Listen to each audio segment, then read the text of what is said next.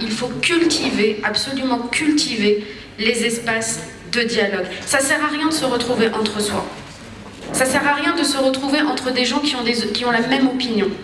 Ça ne sert à rien de se réunir pour se conforter dans ce qu'on pense. Il faut se mettre en danger. Et se mettre en danger, c'est inviter quelqu'un qui est à l'opposé de vos idées. Et c'est de l'écouter. Et là, je passe aux règles du dialogue, aux règles de l'échange. Il ne peut pas y avoir d'échange, et notamment dans le domaine politique, sans un minimum d'éthique. L'éthique, c'est un mot qui est essentiel. Et je vous donne la définition d'un grand philosophe français, Paul Ricoeur, il était protestant, et sa définition de l'éthique, c'est vouloir une vie juste, une vie bonne, pour soi et pour les autres, dans des institutions justes.